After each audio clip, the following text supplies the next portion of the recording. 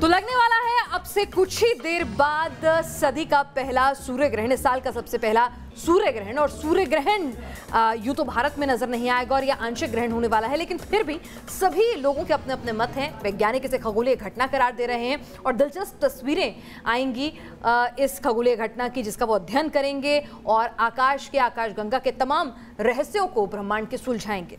लेकिन ज्योतिषविद कुछ और ही बात कहते हैं। और बिना हमने इस साल का पहला चंद्रग्रहण देखा, जो कि सुपर मून था, फुल मून था, ब्लड मून था। लेकिन अब जब देश या आप ये कहिए कि दुनिया पहले सूर्य ग्रहण से मुखातिब होने वाली है 2018 के, तो उसका असर आप पर क्या पड़ना है, आपकी राशियों पर क्या पड़ना है, ये शायद आप भी जानना चाहते हैं। और इसीलिए पूरा पैनल हमारे साथ मौजूद है। हम इनसे भी आपका राब्ता करा देते हैं। हमारे साथ प्रकाश जोशी जी हैं, जो आज हमें बताएंगे कि राशियों पर क्या असर होने वाला है। सुरेंद्र शर्मा जी भी हैं हमारे साथ, पूजा भाटिया जी भी हम तक पहुँचाएंगे कि क्या कुछ इसका असर आज आपको देखने को मिल सकता है। चलिए, और तमाम खास मेहमानों से हमने आपका तारुफ कराया है। हमारे साथ तमाम वैज्ञानिक भी हैं जो इसका एक अलग मत जो है वो आपके सामने रखेंगे। लेकिन आपको ये भी बता दें कि सूर्य ग्रहण का जो काउंटडाउन है वो शुरू हो चुका है। हिंदुस्तान में सूर्य ग्रहण आंशिक होगा और हिंदुस्तान में नजर नहीं आने वाला है। चलिए, तो सूर्य ग्रहण एक खगोलीय घटना है। वैज्ञानिकों के हिसाब से ज्योतिषाचार्य इसे अशुभ का संकेत करार देते हैं। हमारे साथ वैज्ञानिक एस ओझा जी भी HOD हैं, ज्योग्राफी डिपार्टमेंट के, इलाहाबाद यूनिवर्सिटी से इस वक्त जुड़ रहे हैं। और साथ ही टी वेंकटेश्वरन जी भी हमारे साथ स्टूडियो में वैज्ञानिक इस वक्त जुड़े हुए हैं। सबसे पहले इसका अरविंद त्रिपाठी ज्योतिषाचार्य और पूजा भाटिया जी भी जुड़े हुए हैं, लेकिन पहले वैज्ञानिकों का मत जरा जान लेते हैं। वेंकटेश्वरन सर, पहले आपसे आपका मत जानने की कोशिश करेंगे। ये सूर्य ग्रहण, खगोलीय घटना, किस तरह से, क्या कुछ खास है इस बार के सूर्य ग्रहण? It's not a cause. I mean, there is no speciality in this Surya Grahan. It's a partial eclipse, and it is visible only in the southern part of our globe. More so in the Antarctic part. I mean, it will be visible, but there are not many human beings over there, so they won't be able to see there. उधर नहीं देख सकता है। विज्ञान के रूप में आप देखा तो ये एक रूटीन घटना है। एक चंद्रग्रहण हुआ, सो उसके बाद अमावस्या का दिन एक सूर्य ग्रहण का संभव। तो सर, जब चंद्रग्रहण होगा तो सूर्य ग्रहण होगा ही होगा एक तय समय के बाद, ऐसा भी जरूरी होता है क्या? लगभग कोई भी चंद्रग्रहण हुआ उसके बाद 15 दिन के बाद अमावस्या में, बिकॉज चंद्रग्रहण पूर्णिमा में होता है, नेक्स्ट अमावस्या में और उसका पहला वाला अमावस्या में एक सूर्य ग्रहण का स्थिति लगभग होता है। चलिए, तो वैज्ञानिक लगभग 6 महीने के बाद अगेन इस तरह से एक्लिप्स का सीजन होता है लगभग। चलिए, तो आपका कहना है कि ग्रह जो हैं, जो सौरमंडल में चक्कर काटते हैं और इन्हीं की जो चाल है उसे समझने की ज्योतिष अपने हिसाब से कोशिश करते हैं, लेकिन आपका वैज्ञानिक मत कहता है कि भाई पूर्णिमा को चंद्र को ग्रहण लगा तो 15 दिन बाद पड़ने वाली अमावस्या को सूर्य को ग्रहण लग रहा है। सूर्य पृथ्वी जब आमने सामने होते हैं, चंद्रमा ये एक सीध में होता है, तब पूजा जी क्या कह रही हैं? उनके हिसाब से ग्रहों की ये चाल राशिवार क्या कुछ कह रही है? तमाम 12 राशियों के बारे में पूजा जी आप बताएं। देखिए, इस बार जो सूर्य ग्रहण है वो आंशिक सूर्य ग्रहण है। इसका कोई बहुत मेजर इम्पैक्ट नहीं है, एक जनरल इम्पैक्ट है सभी राशियों पे। मेष राशि से शुरू करते हैं। मेष राशि वालों के लिए आर्थिक व्यवस्था में इम्प्रूवमेंट होगी और उनके लिए अच्छा समय है। मेष राशि वालों के लिए उनके रुके हुए कार्य सक्सेसफुल होंगे और उनके बाकी सब काम बनने की उम्मीद है। वृष राशि के बारे में अगर हम बात करें तो वृष राशि वालों को थोड़ा सा मेंटल टेंशन होने की संभावना है, उनको मानसिक तनाव हो सकता है। बिल्कुल, हम आपके करीब आएंगे, लेकिन उससे पहले हम जानना चाहेंगे, जोशी सर आपसे जानना चाहेंगे कि जिस तरीके से सूर्य ग्रहण के बारे में हमने सुना कि सूर्य ग्रहण क्यों पड़ता है, राहु केतु की जो कहानी हमने सुनी थी, लेकिन फिर ये आंशिक सूर्य ग्रहण क्यों पड़ता है? अगर देखा जाए तो सूर्य ग्रहण जब पड़ रहा है, अगर केतु सूर्य को पूरी तरीके से निकलता है या चंद्रमा को पूरी तरीके से निकलता है तो वो सूर्य ग्रहण चंद्र ग्रहण का कारण बनता है मान्यता के अनुसार। तो आंशिक सूर्य ग्रहण के पीछे क्या कहानी है? आंशिक सूर्य ग्रहण के पीछे कारण ये है कि जब राहु पूर्ण तरीके से सूर्य को वश में या उस पर जोर नहीं आजमाता है तो वेदों में उसको कहा गया है कि वो आंशिक हो जाता है, आंशिक रूप से उसके बल पड़ता है। तो उसको हम आंशिक सूर्य ग्रहण कहते हैं या आंशिक चंद्र ग्रहण कहते हैं। यानी मान लीजिए 100% उसका बल नहीं लगा, उसका 50% 30% बल लगा, पुराने के हिसाब से बता रहा हूँ मैं कि पुराने के हिसाब से इतना ही प्रभाव रहा उसका। अच्छा, तो उसको हम आंशिक कहते हैं। अच्छा त्रिपाठी सर, आपसे भी ये जानते हैं कि जब कहा जाता है कि सूर्य ग्रहण पड़ रहा है तो उसका असर राशियों पर भी पड़ेगा, लेकिन तो तमाम राशियां अगर त्रिपाठी सर हमें दर्शकों को बता दें तो बिल्कुल तमाम राशियों पे क्या असर होगा? जी देखिए, ये पूरे विश्व में अगर देखा जाए तो एक ग्रहण ऐसा शब्द है जो देख करके नाम से ही घबरा जाते हैं। तो चूंकि ये अपने भारत में तो नहीं है, लेकिन विश्व के कई ऐसे देशों में है जहाँ है। तो हम यूनिवर्स में हैं, तो यूनिवर्स में जब हम रहेंगे तो उसका प्रभाव पड़ेगा। पूर्ण रूप से तो नहीं पड़ेगा, लेकिन उसका प्रभाव थोड़ी थोड़ी तो पड़ेगा। तो उसके नाते ग्रहों पर इसका बहुत अच्छा प्रभाव तो नहीं पड़ेगा। कई ऐसे ग्रह हैं जिनके लिए बहुत ही अच्छा है, कई ऐसे ग्रह हैं जिनके लिए प्रतिकूल नहीं। तो किनके लिए? तो आधी रात को लगा है सूर्य को ग्रहण। अब तो कुछ ही देर में ये आंशिक सूर्य ग्रहण जो है वो शुरू हो जाएगा। तस्वीरें जैसे ही हमें दुनिया के अलग अलग हिस्सों से मिलनी शुरू होंगी हम आपके सम्मुख रखेंगे। लेकिन हिंदुस्तान में अगर विज्ञान का बोलबाला है तो धर्म का भी उतना ही बोलबाला है। तो ऐसे में धर्मशास्त्रों के हिसाब से आपकी राशि पर क्या कुछ असर पड़ेगा, अक्षय पहले ये जान लेते हैं। बिल्कुल, अरविंद त्रिपाठी जी से हम ये जानने की कोशिश करते हैं कि 12 राशियों पर क्या असर इस आंशिक सूर्य ग्रहण का पड़ने वाला है। त्रिपाठी सर जी देखिए, मेष राशि वालों के कार्यक्षेत्र में विस्तार होगा, इनके समय समय पर प्रगति होगी, आय के स्रोत बढ़ेंगे, मान सम्मान में वृद्धि होगी और अर्थ के क्षेत्र में किया गया प्रयास सार्थक होगा। अगली राशि वृष राशि है। इस नौकरी मिलने की संभावना है, पदोन्नत होने की संभावना है, व्यापार में चतुर्थिक लाभ होगा और ढेर सारे कार्यों में इनको सफलता मिलेगी, मान सम्मान में वृद्धि होगी, रुका हुआ कार्य संपन्न होगा। अगर न्यायालय में कोई विवाद चल रहा हो तो उसमें आपको सफलता मिलेगी। अगली राशि मिथुन राशि। मिथुन राशि के जातकों को थोड़ा सा अपने कार्य के प्रति सावधानी से बरतना चाहिए। जो निर्णय लेते हैं सोच समझ के लें, मन की उद्विग्नता पर कंट्रोल करें और कोई भी कार्य करने के पहले जो आपके बड़े वेलविशर है, शुभचिंतक, उनसे राय लेके करें, क्योंकि आप बहुत ही एनालिटिकल ब्रेन रखते हैं। कई बार आप नेगेटिव डायरेक्शन में चले जाते हैं जिससे आपकी स्थितियाँ बिगड़ सकती है। तो आप अपने को संतुलन बनाए रखने में आपकी भलाई है। कर्क राशि। कर्क राशि वालों को ध्यान रखना चाहिए कि उनको अपने मन पर नियंत्रण रखें, उद्विग्नता में आके, आवेग में आके कोई काम न करें। लव अफेयर से ध्यान रखें क्योंकि वो मिसगाइड हो सकते हैं, मिस हैंडलिंग हो सकते हैं। तो अपने इस तरह के संबंधों को ध्यान रखने की ज़रूरत है और वाणी पर कंट्रोल करें। और इनको ध्यान रखने की जरूरत है कहीं प्लाट होने से बचे, नहीं तो इनके सामने कई तरह की चतुर्दिक संकटों का सामना इनको करना पड़ सकता है। सिंह राशि। सिंह राशि वाले जातकों के लिए बहुत अच्छा समय चल रहा है। इनको एक तो मान सम्मान मिलेगा, रुका हुआ कार्य संपन्न होगा, दूर देश की यात्रा होगी। अगर ये विदेश जाने की प्लानिंग कर रहे हैं तो आपको विदेश जाने की संभावनाएं बढ़ रही हैं। अर्थ के क्षेत्र में आपको बड़ी भारी लाभ मिलेगा। संतान, घर में शुभ कार्य और संतान होने की संभावनाएं दिख रही हैं। आपको निर्माण कार्य में भी संभावनाएं दिख रही है कि बनने का योग बन रहा है। कन्या राशि। कन्या राशि वालों के लोगों को थोड़ा ध्यान रखने की जरूरत है। एक तो आपको शेयर, लॉटरी, अचानक धन लाभ की संभावनाएं बढ़ रही हैं। आप बहुत जल्दी किसी पर ब्लाइंड ट्रस्ट कर लेते हैं, तो आपको ध्यान रखने की जरूरत है। अपने इनर सेंस के अंतरात्मा की आवाज़ पर अगर कार्य करें तो आपको बड़े पैमाने पर सफलता मिलेगी। देश विदेश की यात्रा होगी। चतुष्पद वाहन खरीदने का योग बन रहा है और द्रुत गति की गाड़ी चलाने से परहेज करें। तुला राशि। तुला राशि वाले जातकों के लिए समय बहुत ही अच्छा है। एक तो आपके मान सम्मान में वृद्धि होगी, आप बहुत ही इमोशनल हैं। आपके सेंटिमेंटल पक्ष को लेकर के कोई भी व्यक्ति आपको कैश करना चाहता है तो थोड़ा सा अंतरात्मा की आवाज़ पर कार्य करें और अपने बड़ों की बात माने और आवेग में आके कोई निर्णय न लें। अर्थ के क्षेत्र में आपको भरपूर लाभ मिलेगा। रोजी रोजगार के क्षेत्र में किया गया कार्य आपका सार्थक होगा। वृश्चिक राशि। वृश्चिक राशि वाले लोगों को थोड़ा सा अपने वाणी पर ध्यान रखने की जरूरत है। आप बहुत ही गुस्से वाले हैं।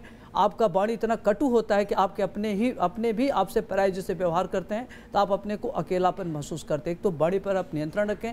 अगर कहीं भी रियल एस्टेट या कंस्ट्रक्शन में, अगर निर्माण कार्य में अगर धन इन्वेस्ट कर रहे हैं तो उसमें बचने की जरूरत है, नहीं तो आपके साथ चीटिंग हो सकती है, तो उससे बचने की आवश्यकता है। धनु राशि। धनु राशि वाले जातकों के लिए यह समय बहुत ही बढ़िया है। एक तो आपको आध्यात्मिक क्षेत्र में विकास होगा, मान सम्मान में वृद्धि होगी। अगर आप शिक्षा के क्षेत्र में या विद्यालय के क्षेत्र में अगर कोई कार्य करते तो आपको बड़े पैमाने पर लाभ मिलेगा। आपको पत्रकारिता के जगत में, खेल जगत में, विज्ञान के जगत में अगर फिल्म वगैरह निर्माण करते हैं तो इसमें आपको बड़े पैमाने पर लाभ मिलने की संभावनाएं बन रही हैं। और इमोशंस पर थोड़ा नियंत्रण करने की जरूरत है। बहुत आवेग में और अति उत्साह में कार्य करने से परहेज करने की आवश्यकता है। मकर राशि।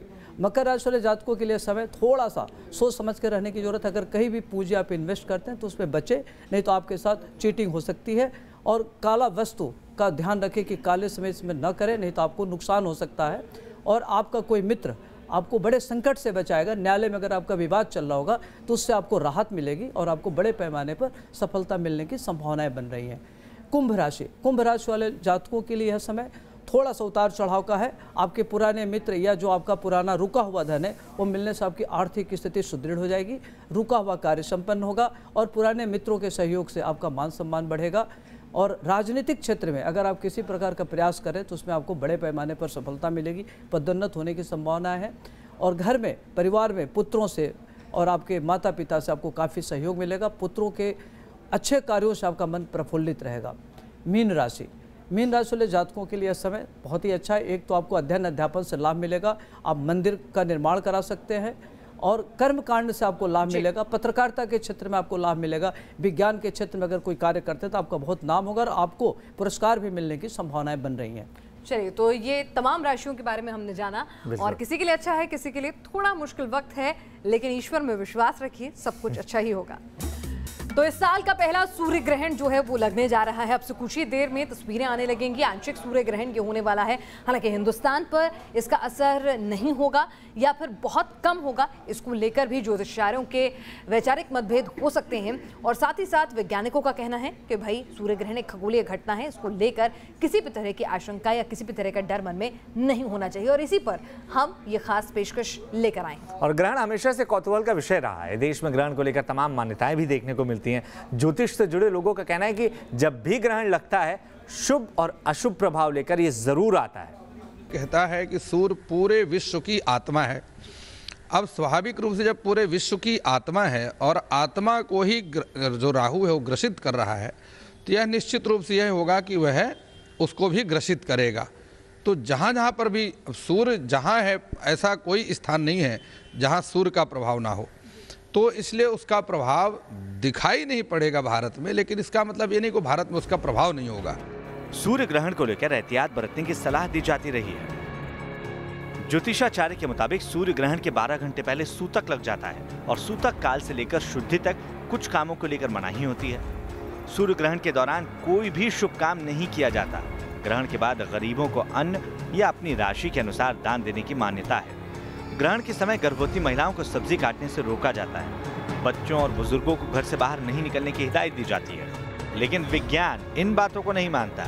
वहीं ज्योतिष शास्त्रियों का कहना है कि शुभ अशुभ का संयोग धरती के उन हिस्सों में दिखता है जहां सूर्य ग्रहण की छाया पड़ती है। हमारा जो विज्ञान है उसका बेसिक जो कॉन्सेप्ट है, सूत्र है, डायरेक्ट साइंस है, प्रत्यक्ष विज्ञान है। जो दिखता है हम उसकी बात करते हैं। ये ग्रहण एक तो दिख नहीं रहा और रात्रि में हो रहा है, आंशिक भी है और थोड़ा सा ग्रहण है और इतना दूर हो रहा है तो इसका भारत में ना तो असर होगा और ना ही किसी राशि पे असर पड़ेगा। और अगर कोई ऐसा बोलता है तो वो शास्त्रीय तरीके से। और प्रोफेसर एस ओझा जी हमारे साथ इलाहाबाद से जुड़े हुए हैं, सीधे उनका रुख करेंगे क्योंकि ये धार्मिक मान्यता तो हमने समझ ली है, लेकिन वैज्ञानिक क्या मानते हैं। प्रोफेसर साहब आपसे जानना चाहेंगे कि हमेशा से ये हमने सुना है कि सूर्य ग्रहण हो, चंद्र ग्रहण हो, इसका असर गुरुत्वाकर्षण पर भी पड़ता है और सूर्य ग्रहण में खासतौर से कहा जाता है कि गुरुत्वाकर्षण पर इतना असर पड़ता है कि सुनामी या भूकंप ऐसी तमाम चीज़ें भी देखने को मिल सकती हैं। किताबें क्या कहते हैं, विज्ञान क्या कहता है?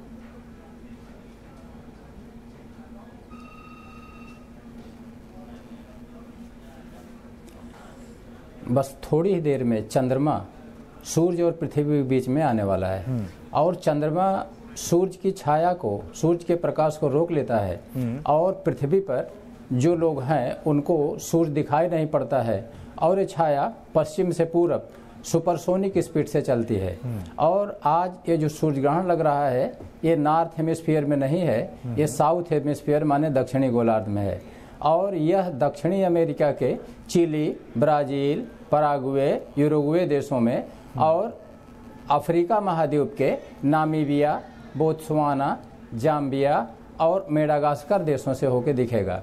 ये ज़्यादातर साउथ अटलांटिक ओशन में और साउथ इंडियन ओशन में भी दिखेगा, लेकिन यह खास बात है कि यह दक्षिणी गोलार्ध में है और यह पश्चिमी गोलार्ध में भी है और हम भारत के लोग पूर्वी गोलार्ध के निवासी हैं और इसकी छाया का असर हमारे ऊपर नहीं पड़ेगा, भारत पर बिल्कुल ही नहीं पड़ेगा।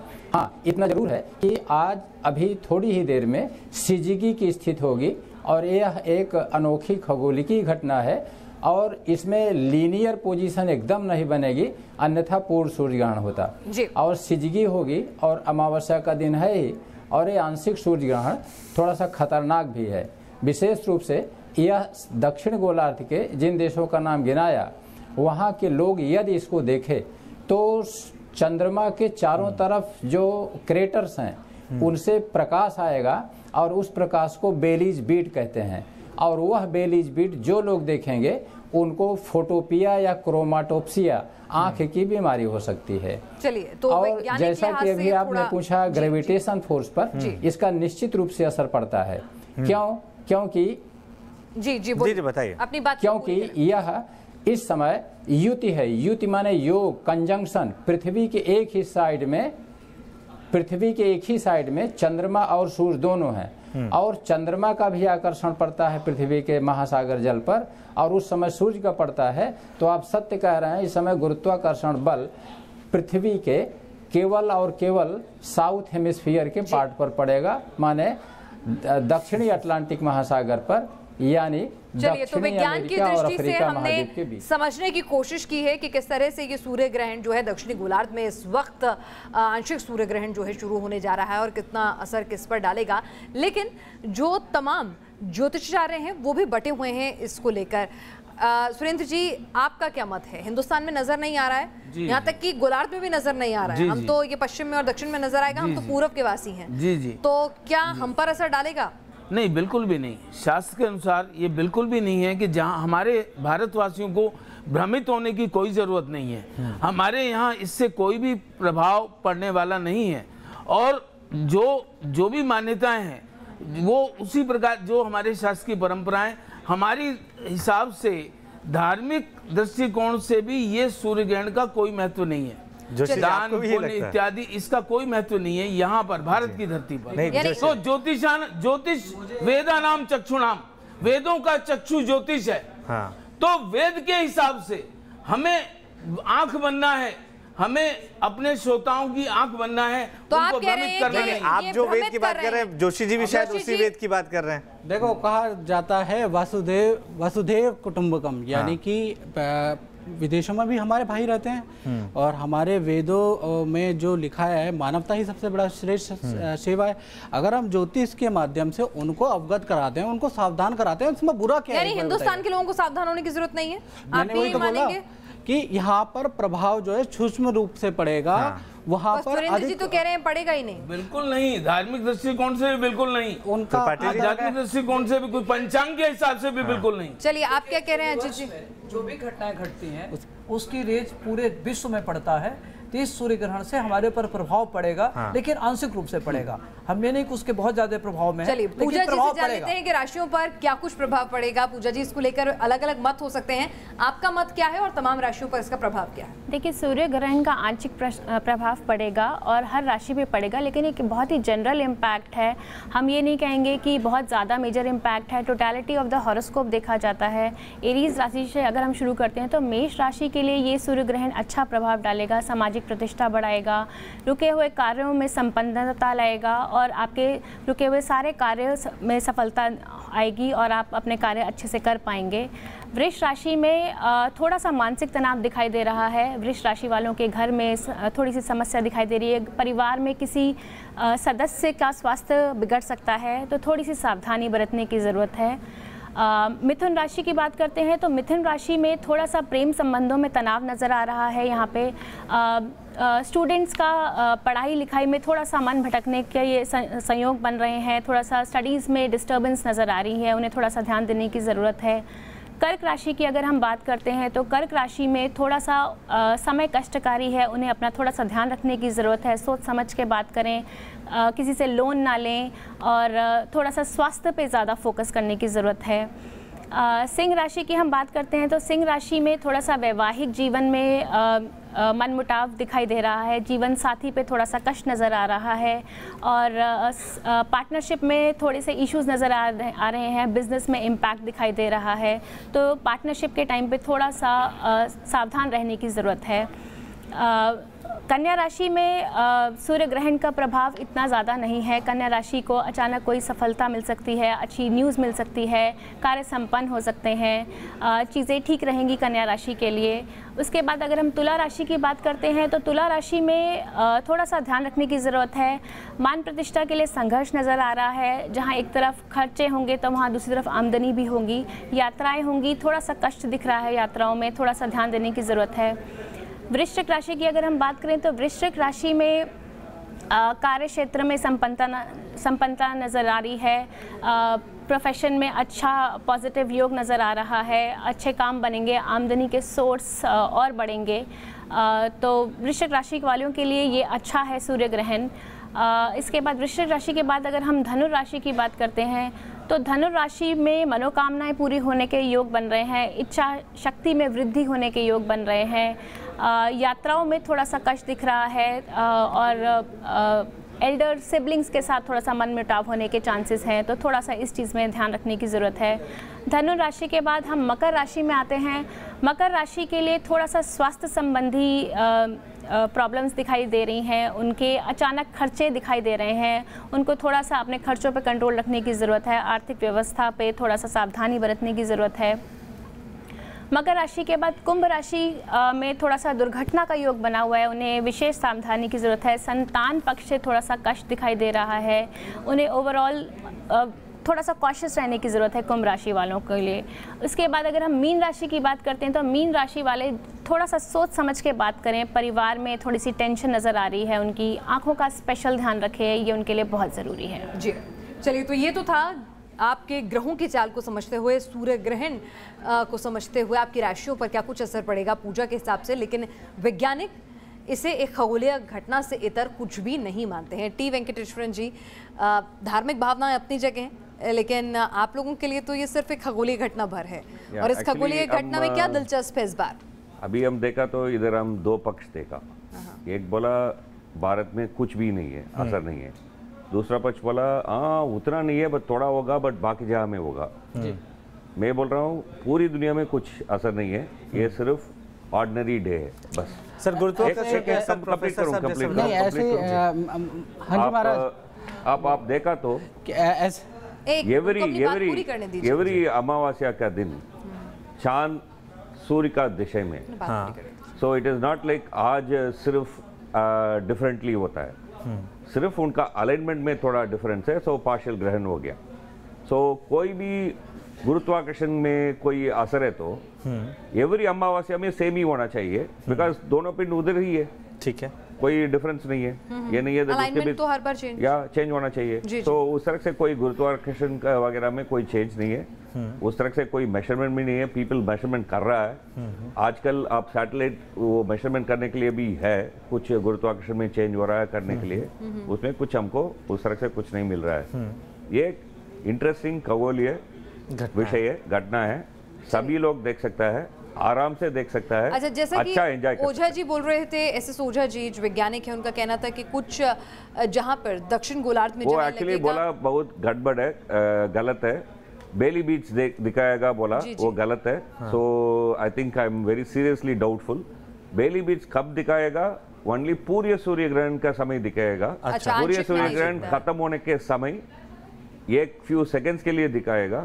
तो ये पार्शियल सोलर एक्लिप्स है। ये पार्शियल सोलर एक्लिप्स में पार्शियल ग्रहण में इसमें कोई दिखाई। जोशी जी आप कुछ कह रहे थे। मैंने कहा एक वैज्ञानिक बोल रहा है कि होगा, आंखों में प्रॉब्लम होगी, यहाँ पर प्रॉब्लम होगी, स्किन प्रॉब्लम होगी। दूसरा वैज्ञानिक कह रहा है बिल्कुल नहीं होगा। जैसे एक ज्योतिष कह रहे हैं, वही कह रहे हैं। कारण क्या है? जो वैज्ञानिक आधारित, विज्ञान पे आधारित चीज होती है उसमें तर्क होते हैं। तो ज्योतिष भी विज्ञान पे आधारित है, उसमें तर्क हो सकते हैं। विज्ञान भी जो साइंटिस्ट है वो तो विज्ञान पे आधारित है, उसमें भी तर्क है। तर्क और कुतर्क दोनों उस चीज में होती है जो वो तय करेंगे। वेरी सिंपल है ना।